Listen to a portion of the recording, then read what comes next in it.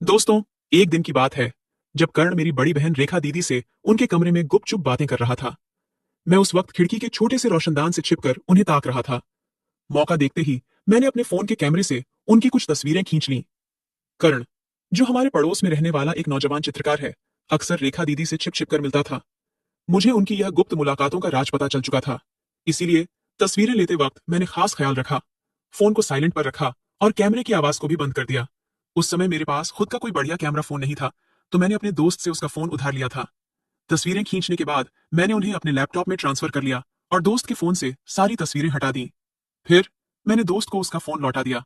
इसके बाद मैंने एक फोटो एडिटिंग टूल का इस्तेमाल करके तस्वीरों की चमक को थोड़ा बढ़ाया, ताकि रेखा दीदी और करण के चेहरे साफ तौर पर नजर आए। फिर मैंने एक रंगीन प्रिंटर से उन तस्वीरों को छाप लिया। अब मुझे बस सही वक्त का इंतजार था। मेरा इरादा था कि इन तस्वीरों को रेखा दीदी के सामने लाकर उन्हें डरा दूं और अपनी बात मनवाने के लिए मजबूर करूं।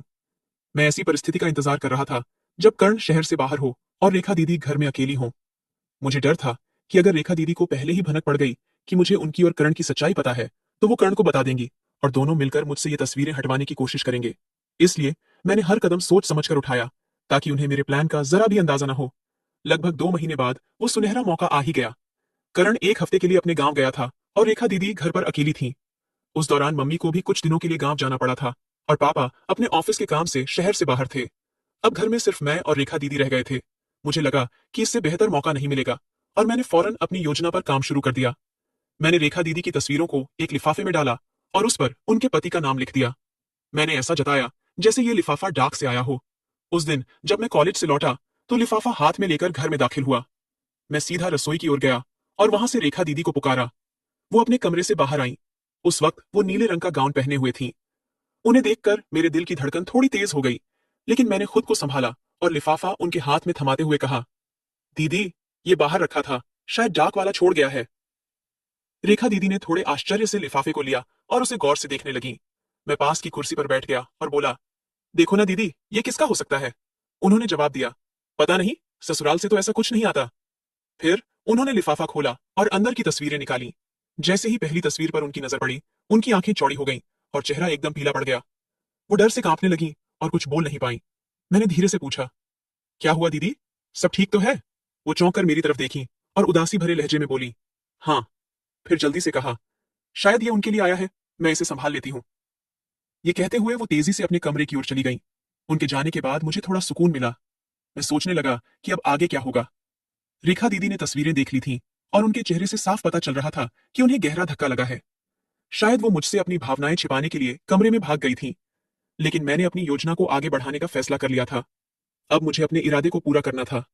हालांकि मन में थोड़ा डर और उत्सुकता दोनों थी कि आगे क्या होने वाला है। फिर मैंने आराम से खाना खाया और अपने कमरे में जाकर बिस्तर पर लेट गया। मैंने सोचा कि रेखा दीदी को थोड़ा वक्त देना चाहिए, ताकि वो अपने आप को संभाल सके। अगले 2 घंटों तक मैं बस यही सोचता रहा कि अब अगला कदम क्या होगा। इसके बाद मैं उठा और रेखा दीदी के कमरे के दरवाजे पर पहुंचकर हल्के से खटखटाया। अंदर से उनकी आवाज आई, क्या है? मैंने कहा, दरवाजा खोलो ना। उन्होंने पूछा, क्यों? मैंने जवाब दिया, मुझे तुमसे कुछ बात करनी है। वो थोड़ी छिड़कर बोली, अभी मुझे तंग मत करो, मैं थक गई हूं। मैंने फिर कहा, बस 1 मिनट के लिए खोल दो। थोड़ी देर खामोशी के बाद उन्होंने दरवाजा खोला और मुझे अंदर आने दिया। वो बिस्तर पर बैठ गई और थके हुए अंदाज में बोली, जल्दी बोलो, मेरा सिर फट रहा है, मुझे आराम करना है। मैंने चिंता जताते हुए कहा, दीदी, तबीयत खराब है क्या? उन्होंने गुस्से से कहा, मैं ठीक हूं, जो कहना है वो जल्दी कहो। मैंने कहा, मेरे फोन में कुछ तस्वीरें हैं जो मैं तुम्हें दिखाना चाहता हूँ। ये सुनते ही वो सतर्क हो गई और बोली, कैसी तस्वीरें और मुझे क्यों दिखा रहे हो? मैंने हल्के से हंसते हुए कहा, अरे, पहले तो देख लो, तुम्हें अच्छी लगेंगी। उन्होंने ठंडे लहजे में कहा, मुझे कुछ नहीं देखना, तुम यहां से जाओ। तब मैंने गंभीर होकर कहा, अगर नहीं देखोगी तो बाद में अफसोस होगा। अब वो उलझन में पड़ गई और बोली, क्या मतलब है तुम्हारा? ठीक है, जल्दी दिखाओ। मैं थोड़ा उत्साहित था, लेकिन नर्वस भी। मैं उनके पास गया, फोन निकाला और गैलरी खोली। रेखा दीदी स्क्रीन की तरफ ध्यान से देख रही थी। पहली तस्वीर मम्मी की थी, जो रसोई में खाना बना रही थी। ये देखकर उन्होंने राहत की सांस ली और फोन अपने हाथ में ले लिया। मैंने कहा, आगे की तस्वीरें देखो, बहुत शानदार हैं। वो स्क्रॉल करने लगी। आगे मम्मी पापा की कुछ आम तस्वीरें थीं, फिर रेखा दीदी और करण की भी कुछ साधारण तस्वीरें थीं। फिर जैसे ही अगली तस्वीर आई, जिसमें वो और करण करीब खड़े थे, उनकी आंखें फैल गईं और वो घबरा कर मेरी ओर देखने लगीं। मैंने इशारे से उन्हें अगली तस्वीर देखने को कहा। अगली तस्वीर में वो और करण एक दूसरे को गले लगाए हुए थे। ये देखते ही वो गुस्से में मेरे पास आई और बोली, बदमाश, ये तस्वीरें तुमने कहां से ली? मैंने तेजी से फोन उनके हाथ से छीन लिया। उन्होंने फोन वापस लेने की कोशिश की, लेकिन मैंने उसे अपनी जेब में डाल लिया। वो गुस्से से चीखी, बेशर्म, ये तस्वीरें कहां से लाया, जल्दी बता। मैंने शांति से कहा, मैंने खुद खींची हैं। ये सुनकर वो हक्की बक्की रह गई और बोली, कब, कहां, कैसे? मैंने शांत लहजे में बताया, मुझे तुम्हारे और करण के बारे में सब पता है। ये तस्वीरें मैंने गोदाम की खिड़की से खींची हैं। ये सुनते ही वो समझ नहीं पाई कि क्या करें और फूट फूट कर रोने लगी। मेरा सब कुछ खत्म हो गया, मेरी जिंदगी बर्बाद हो गई। वो बड़बड़ाते हुए बिस्तर पर ढह गई और तकिए में मुंह छिपाकर जोर जोर से रोने लगी। मैं चुपचाप बिस्तर के किनारे बैठ गया और उन्हें देखता रहा। वो वहीं पड़ी सुबक रही थी। उनका नीला गाउन उनके शरीर से चिपक गया था, जिससे उनकी शक्ल साफ दिख रही थी। कुछ देर बाद जब उनका रोना थोड़ा कम हुआ, मैंने उनके कंधे पर हाथ रखा और कहा, दीदी, अब बस करो, उठो। लेकिन वो रोती रही। थोड़ी देर बाद मैंने फिर कहा, दीदी, मैं ये तस्वीरें किसी को नहीं दिखाऊंगा, मुझ पर यकीन करो। ये सुनकर उन्होंने धीरे से सिर उठाया और मेरी ओर देखा। उनके चेहरे पर गुस्सा साफ दिख रहा था। मैंने कहा, जैसी हो वैसी ही देख रहा हूं। वो तिल मिलाकर बोली, क्या मतलब है तेरा? मैंने कहा, जिस तरह तुम करण के साथ रहती हो उसी की बात कर रहा हूं। उन्होंने गुस्से से कहा, तू मुझसे ऐसी बेहुदा बातें कैसे कर सकता है? मैं तेरी दीदी हूं। मैंने शांत स्वर में कहा, क्या ये बात गलत है? वो झल्लाकर बोली, करण के साथ जो होता है वो अलग है, लेकिन तू मेरा भाई है, तुझे ऐसा नहीं कहना चाहिए। मैंने उन्हें ताना मारते हुए कहा, जब करण के साथ थी तब तुम्हारी इज्जत कहां गई थी? इस पर उन्होंने गुस्से से जवाब दिया, उसने मुझे मजबूर किया था। फिर धीरे से बोली, देख रवि, पहली बार मजबूरी में हुआ था, लेकिन बाद में मैं खुद उससे जुड़ गई। प्लीज रवि, अब ये सब बंद कर दे। मैंने ठंडे लहजे में कहा, ठीक है, कुछ नहीं कहता, लेकिन ये तस्वीरें मैं अपने पास रखूंगा। जरूरत पड़ी तो इन्हें छपवाकर डाक से भेज दूंगा। ये सुनकर वो सिर झुकाकर फिर से रोने लगी। उन्हें इस हाल में देखकर मेरे मन में दो विचार आए, या तो उन्हें ऐसे ही छोड़ दूं, या फिर उन्हें पूरी तरह अपने काबू में कर लूं। कुछ देर रोने के बाद उन्होंने सिर उठाया और आंसुओं से भरी आंखों से बोली, रवि, मैं तेरी बहन हूं, तू मेरे साथ ऐसा क्यों कर रहा है? मेरी जिंदगी तबाह हो जाएगी। मैंने सख्त लहजे में कहा, यह सब सोचना तुझे करण के साथ जाने से पहले चाहिए था। वो सुबकते हुए बोली, पहली बार मजबूरी थी, मैं लाचार थी। मैंने साफ पूछा, लेकिन बाद में तो तू अपनी मर्जी से उसके साथ थी, इसमें मेरा क्या कसूर? उन्होंने सफाई दी, रवि, तेरे जीजू बाहर रहते हैं, मेरी भी अपनी जिंदगी है, अपने सपने हैं, तू ऐसा क्यों कर रहा है? मैंने तंज कसते हुए कहा, वाह दीदी, तो इसका मतलब तू किसी के भी साथ रह सकती है। उन्होंने फिर वही कहा। उसने मुझ पर जोर डाला था। मैंने तीखे स्वर में पूछा, तो क्या, अगर मैं भी ऐसा करूं तो? वो गुस्से से चिल्लाई, रवि, तू बहुत गंदी बात कर रहा है, तुझे शर्मिंदगी महसूस करनी चाहिए। मैंने कहा, जो सच है वही बोल रहा हूं। वो बोली, भाई ऐसा नहीं करते। मैंने जिद पकड़ते हुए कहा, भाई बहन का रिश्ता तो तुझमें रहा ही नहीं, अगर होता तो तू ऐसा न करती। जब उसने जबरदस्ती की तब तुझे मुझे बताना चाहिए था। इस पर वो रोते हुए बोली, भाई मैं मर जाऊंगी। मैंने सख्ती से कहा, दीदी, इससे कुछ नहीं बदलेगा, सच तो सामने आएगा ही। फिर वो रोते हुए बोली, तू मुझसे बदला ले रहा है, इसलिए ये सब कर रहा है। मैंने कहा, मान ले ऐसा ही है, बहन है तो क्या? जब तू किसी और के साथ रह सकती है तो मुझे क्यों रोकती है? अब वो और जोर से रोने लगी। उन्होंने अपना चेहरा हाथों में छिपा लिया और सिसकियां भरने लगी। लेकिन मैं अपने इरादे से टस से मस नहीं हुआ, क्योंकि मैं पीछे हटने वाला नहीं था। करीब 20 मिनट बाद उन्होंने रोना बंद किया और मेरी तरफ देखते हुए बोली, तू सचमुच मुझसे वो मांग रहा है जो अनमोल है? मैंने कहा, हाँ दीदी, अगर तू चाहती है कि ये तस्वीरें किसी को न दिखे तो तुझे मुझे देना होगा। वो बोली, लेकिन रवि, तू मेरा भाई है। हे भगवान, मैं क्या कर रही हूं? और वो फिर से रो पड़ी। मैंने शांत स्वर में कहा, दीदी, ये सब तेरे अपने किए का नतीजा है। अगर तू चाहती है कि ये बात छिपी रहे तो तुझे पैसे देने होंगे। उन्होंने थोड़ा सोचा और बोली, ठीक है, मैं दूंगी, लेकिन रवि, ये गलत है। मैंने अपना फैसला सुनाया, दीदी, तू जैसी है वैसी ही रहेगी। मुझे बस करण के साथ तुझे देखकर गुस्सा आता था, लेकिन अब जो मैं चाहता हूं वही होगा। उन्होंने समझाने के लहजे में कहा, रवि, जवानी में कुछ ख्याल आना स्वाभाविक है, लेकिन ऐसा करना ठीक नहीं। मैंने ठंडे स्वर में कहा, मुझे कोई फर्क नहीं पड़ता।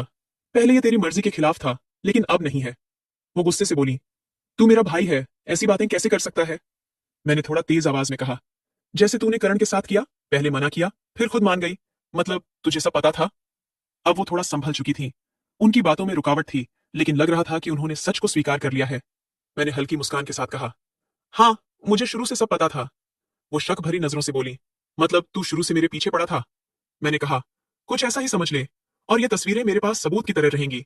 अगर तुझे लगता है कि मैं इन्हें तुझे दे दूंगा तो ये भूल मत करना। वो घबरा कर बोली, प्लीज रवि, इन्हें जीजू को मत भेजना। मैंने पूछा, तो तैयार है ना? उन्होंने हार मानते हुए कहा, मेरे पास और कोई चारा है क्या? मैंने कहा, बिल्कुल नहीं, तुझे तैयार होना ही पड़ेगा। फिर मैंने धीरे से उनका हाथ अपने हाथ में लिया। उन्होंने मेरे हाथ की ओर देखा, फिर मेरी आंखों में देखा। हम दोनों एक दूसरे को घूर रहे थे। उनकी आंखें लाल थीं और चेहरा सूजा हुआ था, लेकिन वो मुझे हमेशा की तरह आकर्षक लग रही थी। थोड़ी देर की चुप्पी के बाद उन्होंने मेरे हाथ पर अपना हाथ रखा और बोली, रवि, मैं तैयार हूं, लेकिन मुझे थोड़ा वक्त चाहिए। ये कोई छोटी बात नहीं है। मैं इसके लिए अभी तैयार नहीं हूं। मुझे थोड़ा समय दे, मैं बहुत थक गई हूं।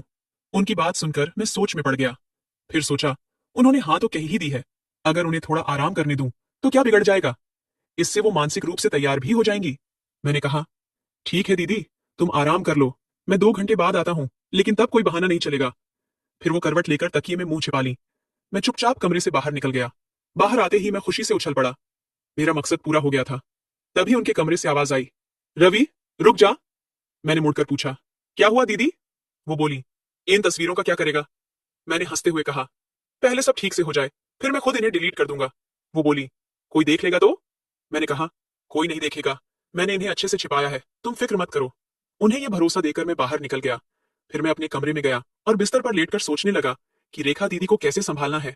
करीब 1.5 घंटे बाद मैं उठा, नहाया और आरामदायक कपड़े पहन लिए, एक ढीली टी शर्ट और शॉर्ट्स। फिर मैं उनके कमरे की ओर बढ़ा।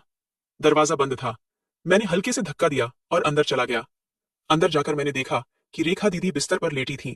उनकी आंखें बंद थीं, लेकिन वो सोई नहीं थीं। वो मेरा इंतजार कर रही थीं। मैंने धीमे स्वर में कहा, रेखा दीदी। उन्होंने आंखें नहीं खोली, लेकिन जवाब दिया, क्या है? मैंने पूछा, आंखें बंद करके क्यों लेटी हो? वो बोली, तो क्या करूं? तुझे मुझसे बात जो करनी है। मैंने कहा, हाँ, लेकिन आंखें बंद होंगी तो कैसे बात होगी? वो बोली, क्या मेरी आंखों से बात करेगा?